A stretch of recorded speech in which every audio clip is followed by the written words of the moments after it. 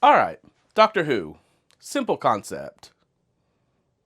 Yeah, about as simple as trying to start a rocket. Anyways, it's a TV show about time travel, space aliens, British charm, and continuity. Except sometimes it takes place in the 90s, sometimes it takes place in the 60s, sometimes it's on an alien planet, and sometimes it's a made-for-TV movie trying to start a new era. In America. Bold choice. No worries, I'll just review this thing from start to finish in the timeline order. Or I'll just blame it on wibbly wobbly timeline stuff. Roll the intro.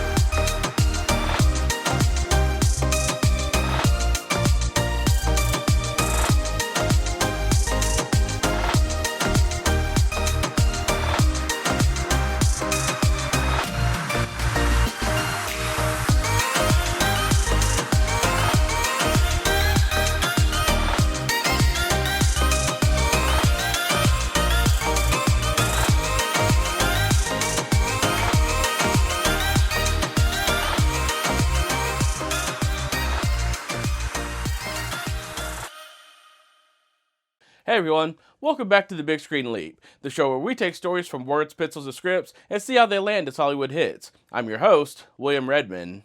Today, it's gonna be a long one.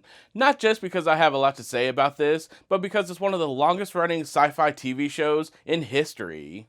Today, we're talking about Doctor Who, the British sci-fi show that started in 1963, stopped in 1989, started again in 2005, and is currently on a hiatus while the producers decide what to do with the show. But in between those eras, there was a movie made in 1996, Doctor Who, the movie. Yeah, this one was weird. It wasn't a reboot of Doctor Who. In fact, it was a continuation of the timeline in hopes to get the show started back up. It failed. But that doesn't mean it doesn't have a place in Doctor Who history. Now, for those of you who aren't familiar with the show, you're probably wondering, how did a show that started in 1963 continue to this day? Well, we're here to honor that show, and we're also here to ask the question, was it worth it for Doctor Who to take the leap from TV show to TV movie? Well, let's hop in the TARDIS and travel to the plot.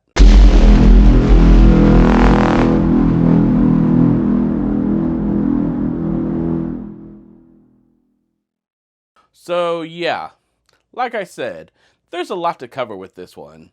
There's 36 years of television history. Instead of going over every single major plot point, I think I'm just going to give you the basic premise of the show, and then touch on the major focal point of Doctor Who. Doctor Who debuted on November 23rd, 1963. The basic premise is simple. A mysterious traveler, known only as the Doctor, journeys through time and space aboard a machine called the TARDIS, which stands for Time and Relative Dimension in Space. On the outside, it resembles a blue British police box. On the inside, it's enormous. That's because the interior exists in a different dimensional space from the exterior. Which means one of the most common traditions of Doctor Who is somebody walking inside the TARDIS for the first time and basically going, "It's bigger inside than out." Yeah, we know. Welcome aboard. The original show initially established the Doctor as a mysterious old man, but in later seasons, it's established that he's an alien known as a Time Lord from the planet Gallifrey, and that all Time Lords have two hearts. The series begins with school teachers Ian Chesterton and Barbara Wright becoming suspicious of one of their students, Susan Foreman. They follow Susan home and discover her grandfather, the Doctor, lives in what appears to be a police box. They enter, see a huge room, time machine, alien grandfather, and suddenly, Ian and Barbara are unwilling passengers aboard the weirdest field trip in educational history. Initially, the goal of the show was to be an educational series for children where the Doctor and his companions travel in time, 1 week to the past, and then to the future. But then about a month after the show debuted, it decided to go from being an educational show to having more sci-fi elements. From there, this is where we get our basic formula. The TARDIS lands somewhere, the Doctor and his companions investigate, they find out something's wrong. Suddenly, they encounter aliens, monsters, historical disasters, mad scientists, robots, cosmic horrors, and the Doctor tries to solve the problem primarily through intelligence rather than brute force. That's an important element of the Doctor. He's not Superman, Batman, or James Bond. His greatest weapon is his mind, and occasionally a scientific tool to help him. The show quickly introduced some of the Doctor's greatest recurring villains. First, you have the Daleks. They're genetically mutated creatures, housed inside armored machines, and driven by hatred and a belief in their own racial superiority. Next, you had the Cybermen, giant humanoid robots with no emotions, where they also believed they were superior, but unlike the Daleks, they wanted to share their superiority with everybody by upgrading them and taking away their emotions so they could become Cybermen. Finally, you had the Master. The Master was another Time Lord, but where the Doctor's goals were to explore the universe and seek knowledge, the Master spent his time either trying to rule the universe or hurt the Doctor. Sometimes both. The Master and the Doctor spend years fighting each other, and the Master is going to be a huge focal point in the movie, so stay tuned for that. William Hartnell was cast to play the Doctor, and he did a wonderful job, but by 1966 his health started to decline, and he could no longer adhere to the difficult production schedule, so the British Broadcasting Corporation, or BBC, had a major decision to make. Do you end the show, which had been getting large ratings? Do you recast another actor, hoping that people don't notice? Well, they went with the second option, but they decided to put their own little twist on it. And that twist would be one of the greatest decisions in television history. In William Hartnell's final episode titled The 10th Planet, the Doctor's body is worn out after helping to defeat the Cybermen. He collapses inside the TARDIS, but rather than dying, he starts to change and turns into Patrick Troughton. At the time, they didn't have a name for this until 1970, but Doctor Who fans know this process as regeneration. We find out that the Time Lords have an ability when facing death. They can regenerate, and their entire molecular structure changes, which means their whole self changes both physically and mentally. But it's still the Doctor, the same character, with the same memories. And that brings us to where I think this is going to be the longest part of the episode, because I want to take time to honor all the people who have played the Doctor. Why is it going to take such a long time? Well, there's 15 iterations of the Doctor. 16 if you count John Hurt's War Doctor, who didn't go by the Doctor at the time. 17 if you count Joe Martin, who played a Doctor in one season, who's from a possible future. Anyways, I'm going to try to make this as quick as I possibly can. So like I said, we start with William Hartnell. His Doctor starts as a mysterious, grumpy old man, but gradually becomes the heroic figure we know today. He eventually regenerates into Patrick Troughton's second Doctor. He's smaller, messier, more playful. He's a lot less harmless than the first Doctor. And it was thanks to Troughton's performance that the regeneration could work, because if the audience didn't take to him, that could have been the end of Doctor Who. At the conclusion of the War Games, the second Doctor is captured by the Time Lords and put on trial for stealing the TARDIS. For his punishment, he's forced into exile on Earth and is also forced to regenerate, which brings us to Jon Pertwee, the third Doctor. This Doctor is more elegant, confident, and more action-oriented. He teams up with the military organization known as UNIT. Eventually, the Time Lords restore his freedom, allowing him to travel again. He meets his end in Planet of the Spiders, where he's exposed to a giant dose of radiation. He then regenerates into the fourth Doctor, played by Tom Baker. Before the new era of Doctor Who, Tom Baker was considered the best iteration of the Doctor, and he's still a lot of people's favorite. He's eccentric, hilarious, and occasionally terrifying. He could walk into a room, grin like a lunatic, and at the same time, convince you he is the smartest and most dangerous person there. He meets his fate facing the Master in Logopolis, in which he falls from a radio telescope. A strange alien known as the Watcher merges with the Doctor, forcing him to regenerate into the fifth Doctor, Peter Davison. He's younger, kinder, more vulnerable, and wears a piece of celery on his jacket. Why? Because he's the Doctor, that's why. His end comes during the caves of Androzani, where he and his companion Perry are poisoned, and there's only enough antidote for one person. The Doctor gives it to Perry, sacrificing himself. We then get the sixth Doctor, Colin Baker. He's louder, more arrogant, and abrasive. The sixth Doctor meets his fate at the hands of the Rani, which forces him to regenerate into the seventh Doctor, Sylvester McCoy. Initially, he seems goofy, question marks on his vest, spoons, but gradually, you realize, this Doctor is scary. By 1989, Doctor Who unfortunately ended due to low ratings. The Seventh Doctor would continue in novels and other media during a time that fans would label as the Wilderness Years. It's not until 1996 that McCoy would be brought back for the Doctor Who movie, only to be regenerated into the Eighth Doctor, Paul McGann. We'll get to his story in the movie plot, but as stated before, the goal of the movie was to restart Doctor Who, with Paul McGann having his own adventures. It failed, and Doctor Who wouldn't be brought back again until 2005. Anyway, here's to the new era. Doctor number 9, we get Christopher Eccleston, and he is absolutely fantastic. One of the things that a lot of Who fans appreciate about the new start in the series is that it doesn't just dump 26 years of history on you all at once. Instead, we find out that this Doctor is supposedly the last survivor of a time war between Gallifrey and the Daleks. He carries enormous trauma, but gradually rediscovers joy through Rose Tyler. At the end of The Parting of the Ways, Rose absorbs the time vortex, and the Doctor saves her by absorbing it himself, which forces him to regenerate into the 10th Doctor, David Tennant. A lot of people would probably say David Tennant took the crown from Tom Baker as the best iteration of the Doctor. Pinstripe suit, trainers, big coat, and even bigger emotional damage, the 10th Doctor would become a face that we would end up seeing multiple times. Even to the point when a Dalek zaps the Doctor, he forces the regeneration to keep his current face, technically making him the Doctor twice. He eventually does meet his fate in The End of Time, when he saves his companion Wilfred Mott from a radiation-filled chamber. The Doctor absorbs a lethal dose, visits his former companions, and then in his last line says, "I don't want to go." He then regenerates into the 11th Doctor, Matt Smith. Matt Smith is my favorite version of the Doctor. Partly it's because he's who I started with when I first started watching Doctor Who, but there's just something about the way he delivers his lines that makes me really enjoy his version of the Doctor. The 11th Doctor thinks everything is cool. Bow ties, fez hats, fish fingers and custard. He basically acts like a young man trapped in an ancient body.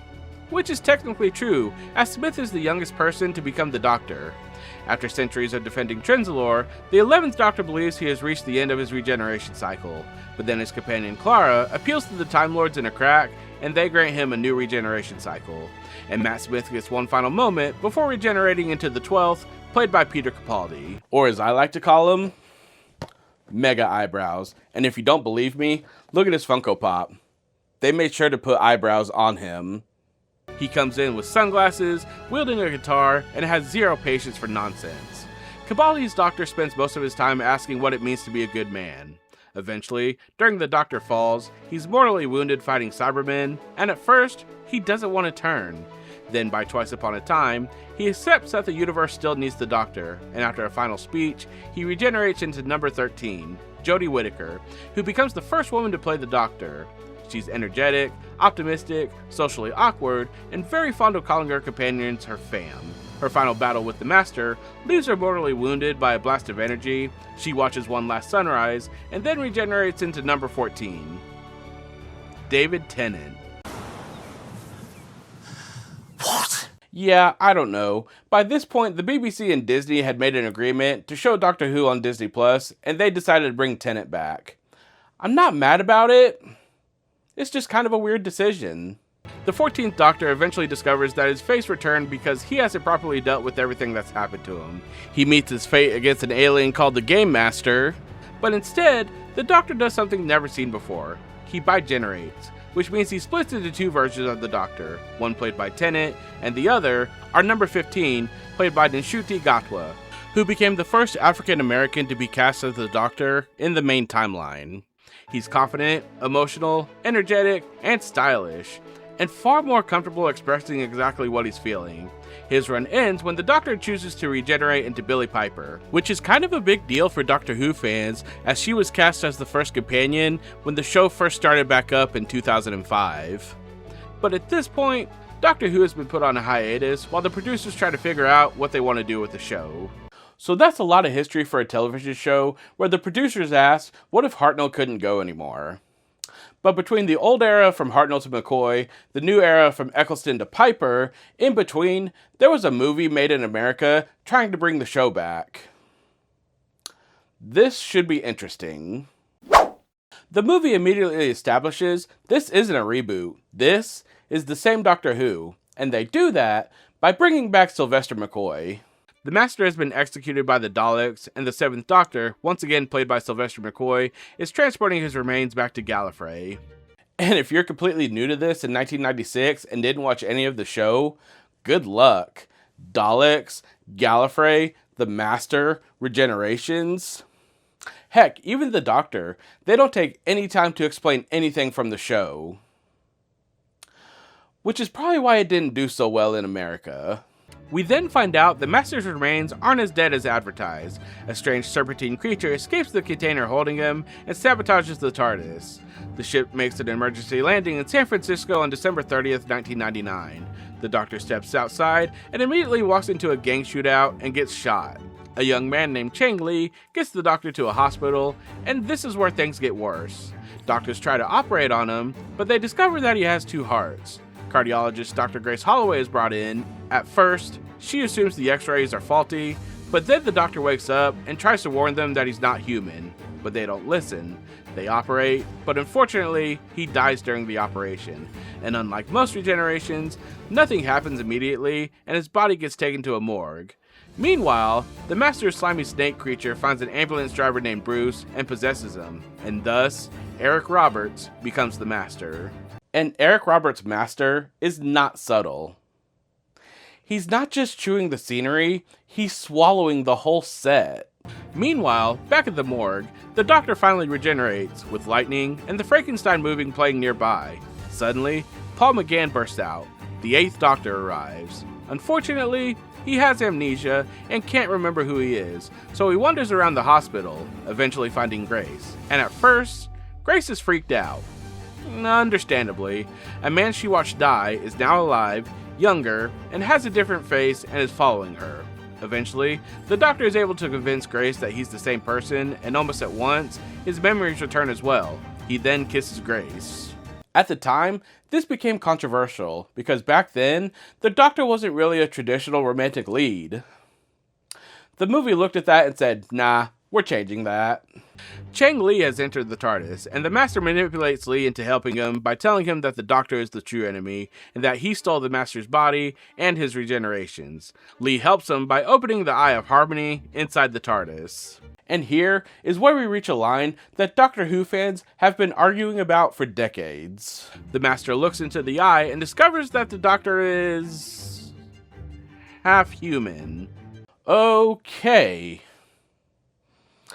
I'm moving on before the comment section becomes another time war. Opening the eye creates a catastrophic problem. Unless it's closed, Earth will be destroyed at midnight. The Doctor realizes that in order to close it, he needs a beryllium chip from an atomic clock. Thankfully, a new atomic clock is being displayed at the Institute for Technological Advancement and Research. The Master confronts the Doctor, and he and Grace hop on a motorcycle and race to the Institute. They obtain the chip, race back to the TARDIS, but the Master has taken over Grace's mind. She knocks him unconscious, ties him up, and the Master prepares to steal the Doctor's remaining regenerations. The Doctor manages to convince Chang Li that the Master has been lying. Because Li refuses to cooperate, the Master kills him. Grace is released from the Master's control and eventually helps the Doctor. She manages to start the TARDIS and put it into temporal orbit just before midnight, preventing Earth's destruction, which results in the Master killing Grace. The Doctor and the Master fight, and the Master falls into the Eye of Harmony, and the Doctor actually tries to save him. The Master refuses and disappears into the eye. Eventually, time reverses enough for Grace and Chang Li to be restored to life, the Earth is saved, and the Doctor offers Grace the opportunity to travel with him. She declines, they kiss goodbye, the Doctor leaves in the TARDIS, and Paul McGann's exciting new television era begins. Except, it didn't.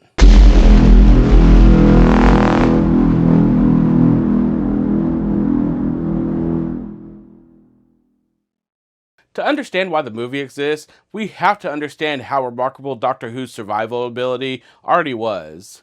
Don't worry, I won't take as much time here explaining as I did with the regenerations. The original series began in 1963, developed by multiple figures including Sidney Newman, Donald Wilson, C.E. Weber, and producer Verity Lambert overseeing its early success. The concept was brilliant for television. A time machine meant the program could go anywhere. One week the future, next week ancient history, the week after that, an alien planet. And because the TARDIS looked like a police box, the production didn't need to build a giant spaceship exterior every week. Like I said, one of the best decisions by the production was to include regeneration. Because of it, every time we got a new actor playing the Doctor, it felt like a new era coming for Doctor Who. But by the late 1980s, Doctor Who wasn't the powerhouse it once was. Ratings had fallen, the relationship between the program and BBC management was complicated, the original run ended in 1989 after Sylvester McCoy's final regular story, Survival. The series had lasted 26 seasons, but Doctor Who didn't disappear. Fans kept it alive, novels continued the story, audio productions expanded, Doctor Who magazine kept going. The show would enter what many fans would call the wilderness years, no ongoing show, but Doctor Who was still alive, and eventually, someone tried to bring it back.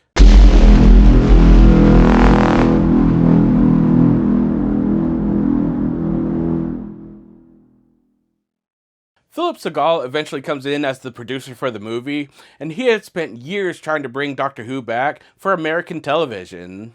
Eventually, the project became a collaboration involving the BBC, Universal Television, and Fox.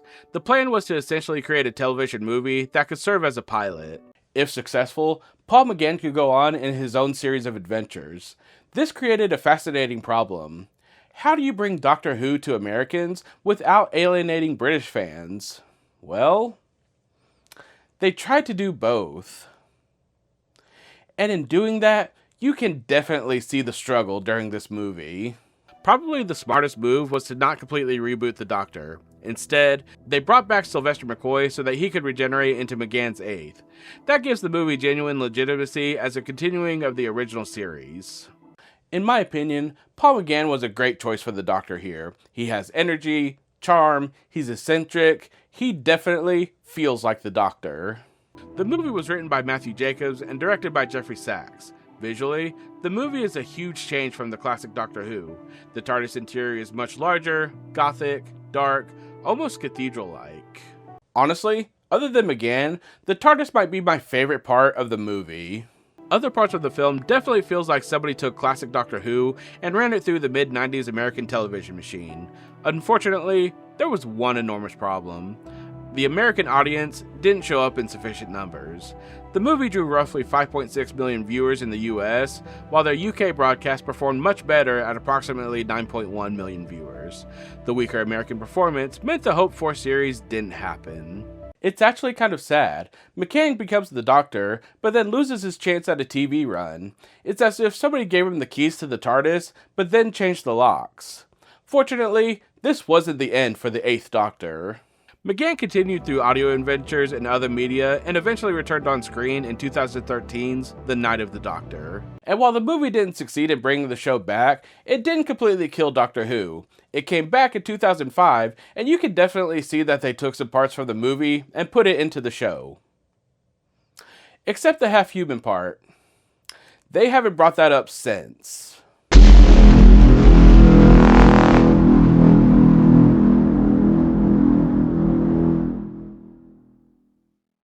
So how faithful is the 1996 movie to Doctor Who? Surprisingly, a lot more than you think. First, and most importantly, Paul McGann feels like the Doctor. He's curious, compassionate, eccentric, intelligent, excitable, and hates unnecessary violence. He tries to save people, including the Master. Next, the TARDIS remains central to the story. We still get the police box exterior, and it's still bigger on the inside. Next, the movie still has continuity from the show. The Doctor is still a Time Lord, Gallifrey exists, the Master exists, regeneration exists, and they even make references to previous iterations of Doctor Who. And like I said before, bringing Sylvester McCoy back creates an actual bridge between the show and the movie. That's something very important. If Paul McGann just ran onto set and said, "I'm the Doctor," I think fans of the show would have been very upset. The next similarity is that, like in the show, the Doctor wins primarily through intelligence. Yes, there's action. Yes, there are motorcycle chases, but this doesn't suddenly become Doctor Who, Time Lord with a Vengeance. He's still the Doctor. Finally, the movie also preserves the mixture of humor and danger.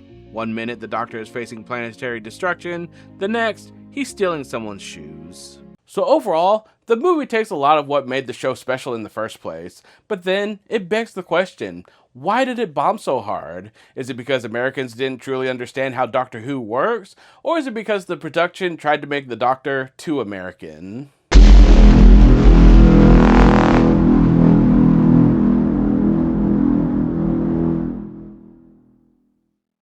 So when we look at the differences, the biggest one is definitely the tone. Classic Doctor Who unmistakably feels British. The movie feels like an American network trying to interpret British Doctor Who. It's slicker, faster, more cinematic, there's more action, more romance, more dramatic music, and sometimes less weirdness. Which sounds bizarre, because this movie has Eric Roberts running around in ceremonial robes trying to steal regenerations through a magic eyeball. But trust me, Doctor Who gets a lot weirder. Next, there's the Doctor's romantic portrayal. In the movie, Paul McGann kisses Grace, and in today's Doctor Who, that doesn't seem very shocking, but in 1996, that was a major shift. Classic Doctor Who generally avoided presenting the Doctor as a conventional romantic lead. The movie leans into that immediately. Another difference is the Master. Classic masters like Roger Delgado often portrayed him as elegant and calculating. Eric Roberts plays the Master like he's been waiting his entire career to become a Bond villain. And nobody told him when to stop. He's campy, he's theatrical, he's wearing sunglasses at night, and I'll be honest, I actually kind of love it. Is he subtle? Absolutely not. But he's definitely entertaining. Next, probably the biggest and most controversial decision is making the Doctor half-human. This isn't presented as a joke. It's actually important to the plot because the Eye of Harmony responds to a human retinal pattern, and yeah. Fans have spent decades trying to explain this one. Was the Doctor lying? Was the Master wrong? Was regeneration messing with his biology? Was it metaphorical? Either way, fans have taken up the old practice of never bringing it up again. Finally, classic Doctor Who was episodic television. The movie is trying to condense the Doctor Who experience into roughly 90 minutes. And Doctor Who works best when it has time. Time for the Doctor companion relationship. Time for mysteries. Time for strange worlds. Time for the Doctor's personality to develop after regeneration. Paul McGann barely gets started before the credits roll. And that's probably the biggest tragedy of the movie production. Not that Paul McGann was bad, he was good, it's just that we never got a television series to follow him after that.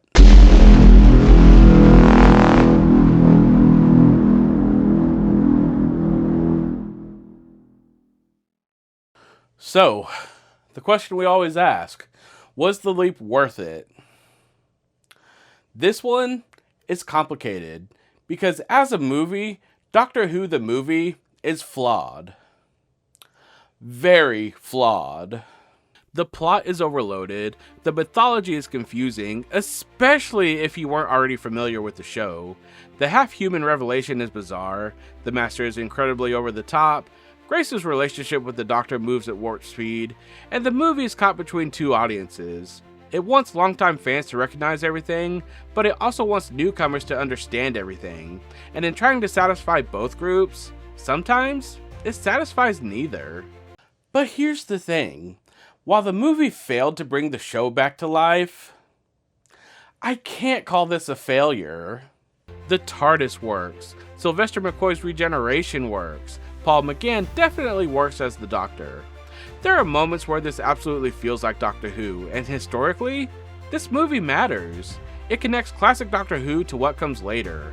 The original television series ended in 1989, the modern series wouldn't arrive until 2005, and right there in the middle is Paul McGann, the bridge, the 8th Doctor, and watching this today is fascinating because you can see ideas that the revived series would eventually embrace.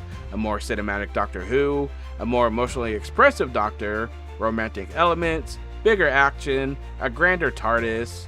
The movie didn't successfully relaunch Doctor Who, but parts of its DNA absolutely point towards what Doctor Who would eventually become. So my decision might be controversial to some Doctor Who fans, but in my opinion, yeah, the leap was worth it. It's not perfect, it's not smooth, and they definitely make some weird decisions, but what the movie does is convince me that Paul McGann was the Doctor. But that's all the time that we have for today. Which version of the Doctor is your favorite? Let me know down in the comments. If you enjoyed the video, consider subscribing to the channel, liking the video, and ringing that notification bell so you're notified next time we post a video. Until next time, from page to screen and everything in between, this has been the Big Screen Leap. And remember, if a random blue police box shows up in your yard, get in it. You're probably about to go on one of the greatest adventures of your life. Bye, everyone.